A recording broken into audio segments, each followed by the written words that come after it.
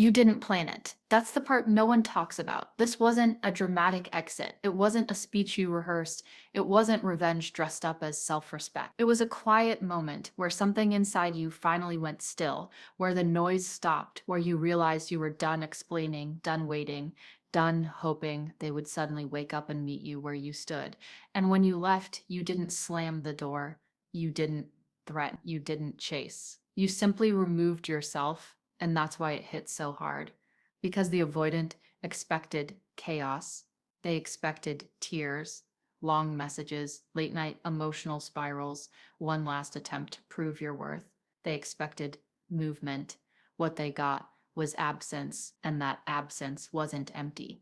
It was grounded, it was intentional, it was ruthless in the calmest way possible. This is the moment that shocks an avoidant the most. Not when someone says, I'm leaving, but when someone leaves and never looks back emotional. They were prepared for you to break. They were not prepared for you to become still. At first, they didn't even notice it fully. Avoidants don't panic immediately when someone pulls away. They're used to distance. They often crave it, but this distance felt different. There was no tension attached to it, no emotional rope they could tug on later, no lingering availability. You didn't withdraw to be noticed. You withdrew because something in you finally chose peace over potential, and that's where the shock begins. Because avoidants are familiar with people who threaten to leave, they are deeply unfamiliar with people who actually disappear internally. Most people leave the door cracked open. Most people say, I'm done, while still emotionally hovering, still hoping for a sign, still leaving breadcrumbs of access. You didn't. Your cutoff was clean. It wasn't loud. It didn't need witnesses. And because it wasn't dramatic, it couldn't be dismissed as emotional instability. It landed as certainty, and certainty is terrifying to someone who survives on ambiguity. What they didn't realize is that your cutoff wasn't about them at all. It wasn't a move to punish or teach a lesson. It was the natural result of too many moments where you felt unseen, too many times where your needs were treated like inconveniences, too many cycles where closeness was offered and then withdrawn without explanation. You didn't wake up one day and decide to be ruthless. You became ruthless the moment you stopped negotiating your own worth. And avoidants sense that shift instantly. They feel when someone stops trying to prove themselves. They feel when the emotional supply dries up. They feel when they are no longer the center of someone's internal world. And that's why the shock runs so deep, because they weren't expecting consequences. They were expecting control. The truth is, avoidants are comfortable when they believe access to you is permanent, even if they don't use it, even if they ignore messages, even if they disappear for days or weeks. The safety comes from knowing you're still there, still available, still emotionally open. Your cutoff shattered that assumption. Suddenly, the option to return wasn't guaranteed. Suddenly, the familiar pattern broke, and they didn't know how to process it because nothing about your exit fit their narrative. You didn't attack them. You didn't beg them to stay. You didn't accuse them of being broken. You simply chose yourself without asking permission. That quiet confidence rewired the entire dynamic. Because now they couldn't tell themselves you were too emotional or asking for too much. Your silence was composed, your distance was dignified, and that forced them to sit with something deeply uncomfortable. Maybe they didn't lose you because you were demanding. Maybe they lost you because they were unavailable. This is where the internal spiral starts for them. Not outward panic, but inward disturbance. They replay conversations. They remember moments where you softened and they pulled away. They recall the times you tried to connect and they deflected. And for the first time, there's no follow-up message to soothe their guilt, no emotional reset button, no reassurance that you'll still be there if they change their mind. Your cutoff created a vacuum. And avoidants hate emotional vacuums because it removes distraction. There's no one else to project onto, no dynamic to manage, just them and the consequences of what they didn't show up for. That's the part they never expect. They assume you'll carry the emotional weight for both of you. When you drop it, they feel the full load all at once. And here's the part that matters most for you, even if you don't realize it yet. Your cutoff didn't work because you were cold. It worked because you were clear. You didn't need to announce boundaries because you embodied them. You didn't need to explain your absence because your consistency explained everything. Day after day of not reaching out, moment after moment of choosing not to check in. That's what makes it ruthless. Not cruelty, consistency. Avoidance are used to people wavering, used to cracks, used to emotional relapse. They test for it unconsciously, waiting for the moment you'll reappear and restore the old balance. But you didn't. And that's when shock turns into something else. Respect, not the loud kind, the quiet, unsettled kind that comes from realizing you underestimated someone. They start to understand that your presence wasn't guaranteed, that your loyalty wasn't infinite, that your patience had a limit. And because you didn't leave in anger, they can't dismiss you as irrational. They can't rewrite the story in a way that protects their ego completely. You didn't give them anything to blame. No explosion, no accusations, just absence paired with peace. And that combination is devastating for someone who avoids emotional accountability, because now the story is simple. You were there, you tried, you left, and nothing hurts more than a clean truth you can't escape. By the time they fully register what happened, it's already too late. You're no longer emotionally accessible. You're not waiting for an apology. You're not watching for signs. You've already crossed the internal line. That once crossed never uncrosses. That's the real cutoff. Not blocking, not silence, but emotional detachment. And that's why your cutoff game feels ruthless to them. Because it wasn't a game at all. It was the moment you chose yourself without needing them to understand. And what happens next is something most people never get to see because it happens entirely inside the avoidant. On the outside, they may look unchained, calm, detached, maybe even relieved. They might tell themselves they're fine, that this is what they wanted, that space feels familiar and safe, but internally something is off. The usual emotional rhythm is missing. There's no low-level anxiety coming from managing your expectations. No subtle pressure to respond, to reassure, to perform closeness, and then retreat from it. That should feel like freedom. Instead, it feels hollow. Because what they lost wasn't just you. They lost the role you played in stabilizing their emotional world. You were the one who leaned in when they pulled back. You were the one who softened the edges. You were the one who kept the connection alive even when they went quiet. And now that function is gone. At first, they assume it's temporary. Avoidants often believe distance resets everything. That time alone will smooth over tension, that emotions cool down on their own, that eventually the dynamic will quietly resume where it left off. They used to people returning, used to someone checking in just to see how you are, used to a message that pretends nothing happened while silently reopening the door. They wait for that, not consciously. They don't mark a calendar or admit it to themselves, but there's an expectation humming beneath the surface that you'll reach out when the discomfort grows.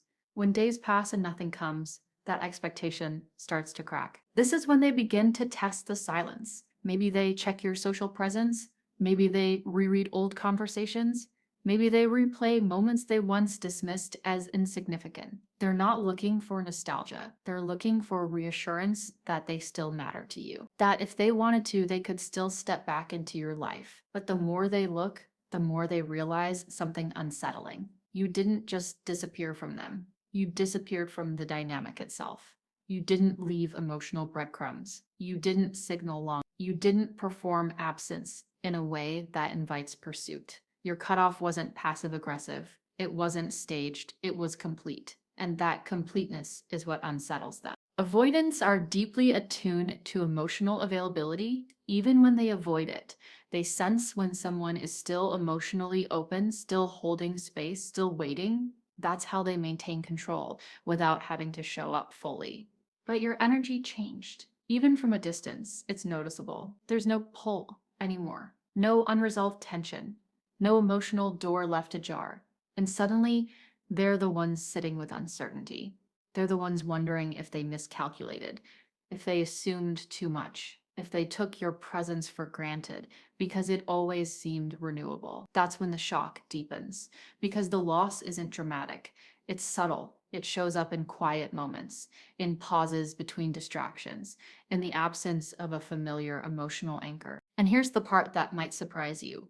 Your cutoff didn't just remove you from their life, it removed their ability to define themselves through the dynamic. Avoidants often rely on relational roles to regulate their sense of self, being the one who needs space, being the one who is chased, being the one who decides when closeness happens. Your exit collapsed that role. Now there's no one to push away to feel in control, no one to withhold from to feel powerful, no one to return to when loneliness creeps in. They're left with themselves, without the contrast your presence provided. And that confrontation is deeply uncomfortable. This is when they start to feel something they're not good at processing. Regret mixed with confusion. Not regret in the dramatic romantic sense, but a quiet realization that something valuable slipped through their fingers without making noise. They can't pinpoint the exact moment it happened. There was no final fight, no clear ending, just a gradual understanding that you are no longer emotionally reachable. And because you didn't leave in anger, they can't justify dismissing you. They can't tell themselves you were unstable or demanding or impossible to please.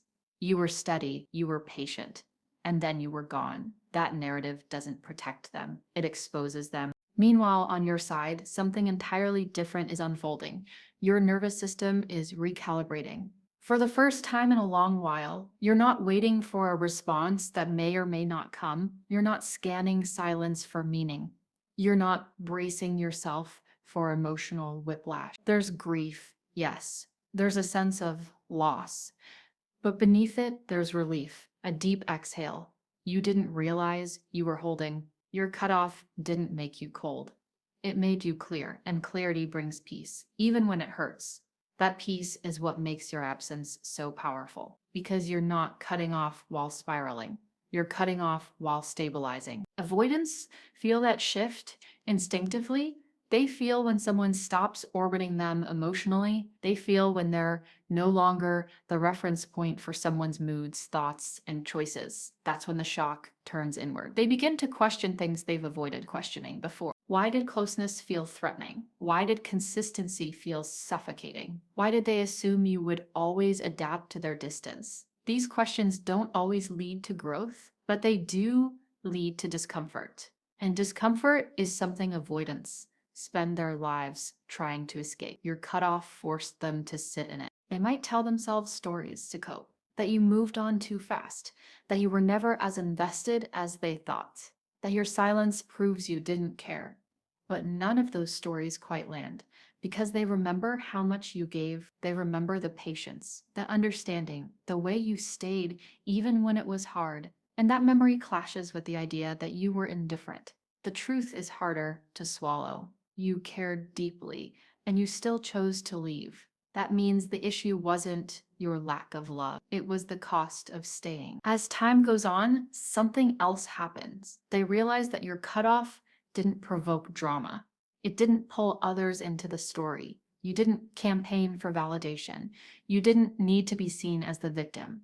You simply moved forward. That restraint speaks volumes. It signals self-respect, and self-respect is magnetic, especially to someone who struggles with intimacy, because it sets boundaries without bitterness, strength without aggression, finality without cruelty. That combination lingers in their mind long after the connection ends. This is where the dynamic fully inverts. They're the ones thinking about you, not in a frantic way, but in a persistent, unresolved way. You become the reference point for what they lost, not because you were perfect, but because you were present. And presence is something avoidants rarely allow themselves to fully receive. Your cutoff highlighted that absence in their own emotional life. It showed them what it feels like when someone stops compensating for their avoidance, and once that compensation is gone, the imbalance becomes obvious. Your cutoff game wasn't ruthless because it hurt them. It was ruthless because it revealed the truth without saying a word. It showed that love without reciprocity eventually withdraws. That patience has an endpoint. That access to you was a privilege, not a guarantee. And the most unsettling part for them is knowing they didn't lose you to someone else. They lost you to yourself. After that realization settles in, something shifts again, quietly but deeply. The avoidant begins to understand that this loss doesn't follow the usual rules. There's no argument to win in their head, no version of the story where they come out untouched, because your cutoff wasn't reactive. It doesn't fade with time. It solidifies, and the longer it holds, the more permanent it feels. This is where the shock turns into something heavier, not panic, not longing, but awareness. Awareness that they are no longer in control of the connection, even in memory. You didn't just remove yourself from their present, you removed yourself from their future projections. They can't imagine coming back anymore because there's no signal that they'd be welcome. And for someone who relies on escape routes, that's destabilizing. They begin to notice how often they expected you to adjust to their rhythms, how you waited when they disappeared, how you softened when they went cold, how you made space for their fears while quietly shrinking your own needs. At the time, it felt normal to them, natural, even. They didn't see it as imbalance because it benefited their nervous system. But now, without you absorbing that weight, the imbalance becomes visible. They're left managing emotions they once outsourced to the dynamic. Loneliness shows up differently now. It's not cured by distance, it's amplified by it. And that's when the truth starts pressing in. You weren't asking for too much. You were asking the wrong person. Meanwhile, your inner world is changing in ways you didn't anticipate. The first phase was grief, the ache of losing what you hoped could exist, the familiar pull to check, to reach out, to make sure they're okay. But as time passes, something steadier replaces that urge: self-trust. You start to notice how your body feels calmer without the constant uncertainty, how your thoughts no longer revolve around decoding silence, how your energy returns to places it had abandoned while waiting for FOMO reciprocity. This is when your cutoff becomes irreversible. Not because you're stubborn, but because your nervous system recognizes safety, and once safety is felt, it's hard to willingly return to chaos. Avoidants sense this distance widening even if they can't articulate it. They feel the emotional thread dissolving, the subtle knowing that even if they reached out, they wouldn't find the same version of you, the one who waited, the one who adapted, the one who stayed emotionally open despite inconsistency. That version is gone, and this realization hits them at unexpected moments, late at night, in quiet routines, in moments where connection would have felt comforting before. They realize that you didn't just leave them, you outgrew the dynamic, and that's a different kind of loss.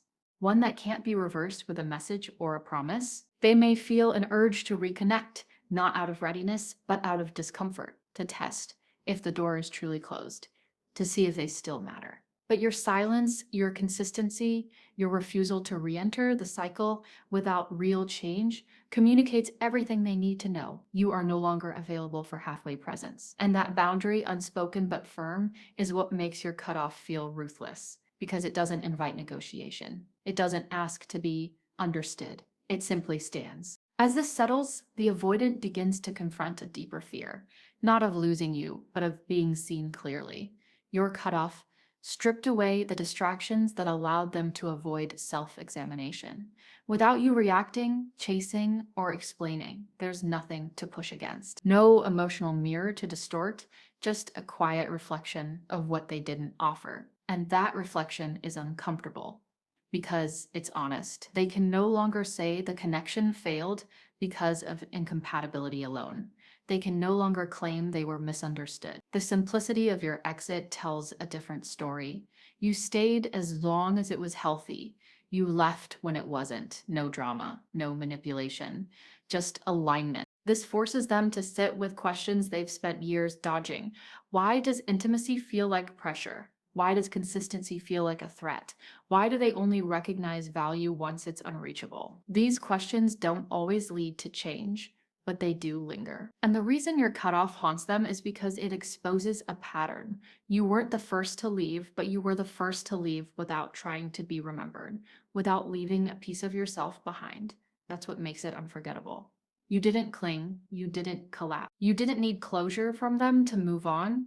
You gave yourself closure by choosing yourself. For you, this phase brings a quiet empowerment, not the loud kind that announces growth, but the grounded kind that doesn't need validation. You stop replaying conversations. You stop wondering what you could have said differently. You accept that clarity doesn't always come through discussion. Sometimes it comes through action, and your action was walking away without bitterness. That's not weakness, that's emotional maturity. And deep down, they recognize it too. Even if they never say it, even if they never reach out, the respect is there, unsettling and undeniable. Your cutoff also changes how you see yourself. You realize that you're capable of leaving situations that don't honor you, that you don't need to be chosen to feel worthy, that love doesn't have to feel like tension to be real.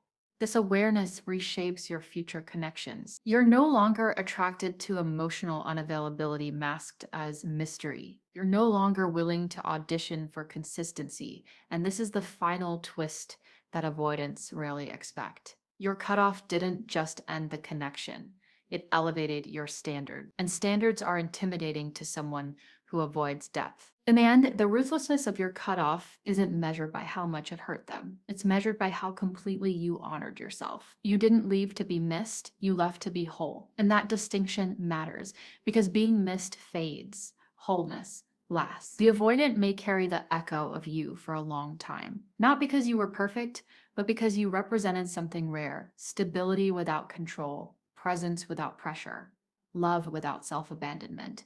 And losing that leaves a mark. They may grow, they may not. They may repeat the pattern with someone else, or they may finally confront the walls they've built.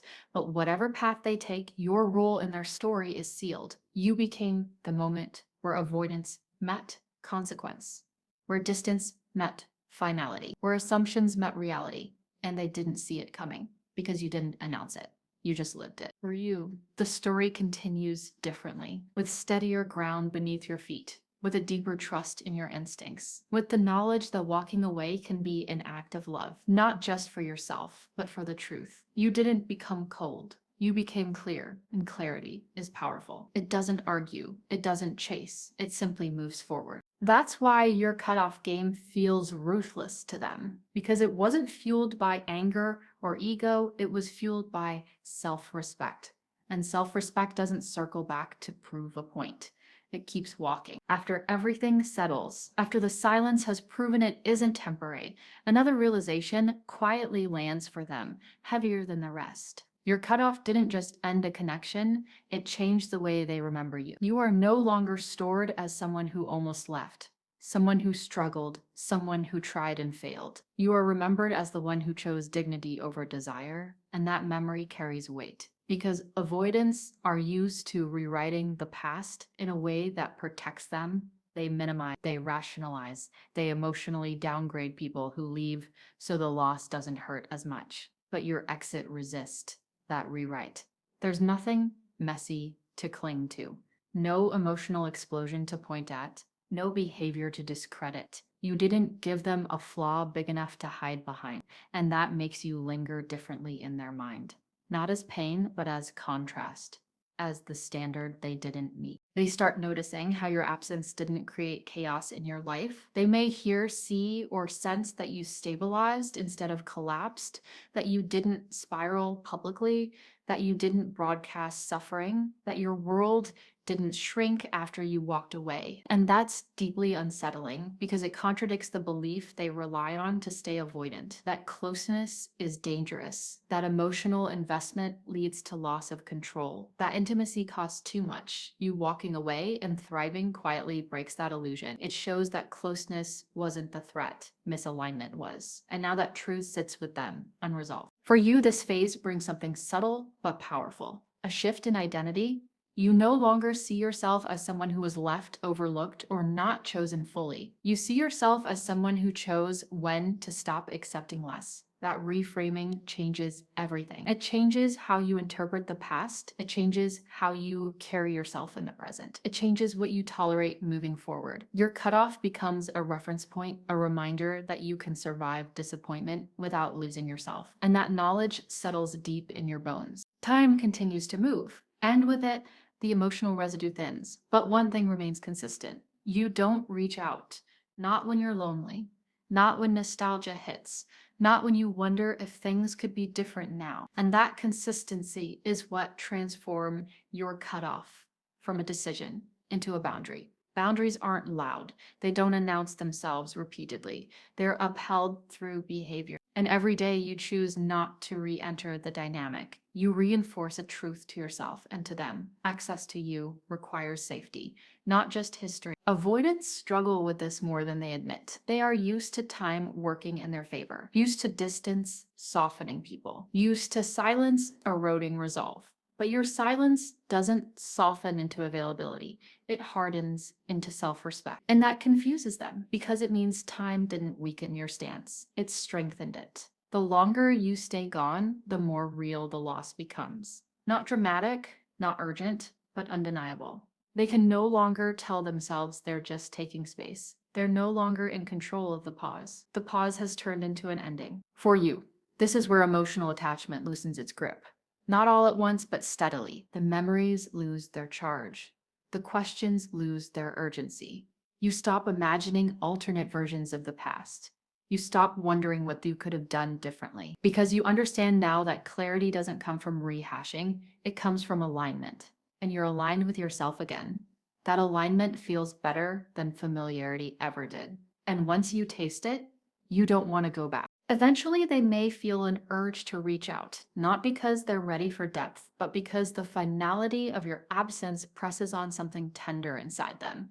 They may want to see if the door is truly closed, if the connection still exists in any form. But even the thought of reaching out is complicated now, because they sense that whatever response they might get won't restore the old dynamic. They know instinctively that you're not the same person who waited. And that realization is humbling because it means they missed the window where your patience lived. If they don't reach out, the feeling doesn't disappear. It settles. It becomes part of their internal landscape, a quiet lesson they carry forward. Whether they acknowledge it or not, you become the example their mind returns to when another connection begins to feel familiar. The one who left cleanly, the one who didn't negotiate their worth, the one who proved that not everyone stays just because they once cared. That imprint matters, even if it never turns into action, even if it never turns into growth. It still exists. For you, this stage is about integration. You don't need closure from them because you created it yourself.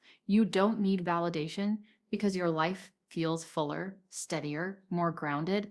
You begin to trust that the right remnants won't require you to disappear slowly inside yourself. You begin to recognize emotional availability as safety, not intensity. And this awareness becomes your new baseline. Your cutoff wasn't an ending, it was a recalibration. What makes your cutoff unforgettable isn't the absence itself, it's the energy behind it. You didn't leave to win. You didn't leave to be chased. You didn't leave to prove a point.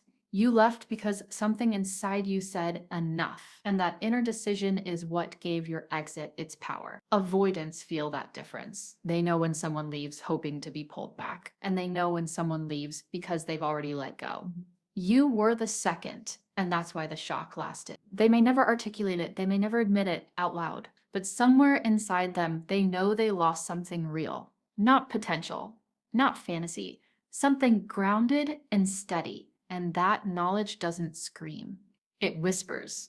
It shows up in moments of comparison and fleeting regret, in the awareness that not everyone who loves them will tolerate distance forever. That's the legacy of your cutoff. Quiet, lasting, undeniable. For you, this is where confidence settles in without arrogance. You don't need to announce your growth. You don't need to explain your boundaries. You simply live them. You become someone who walks away sooner, not because you're guarded, but because you're attuned. You listen to discomfort before it turns into pain.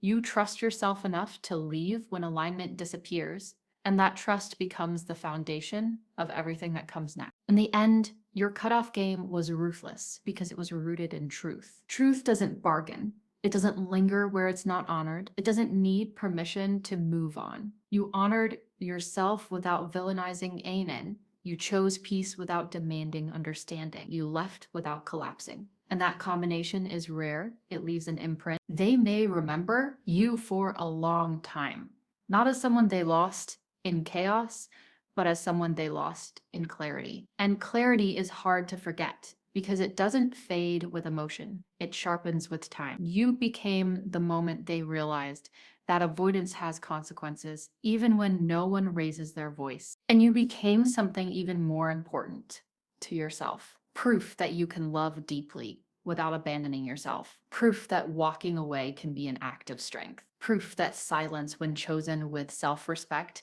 can speak louder than any explanation ever could. That is why your cutoff shocked them, and that is why it changed you.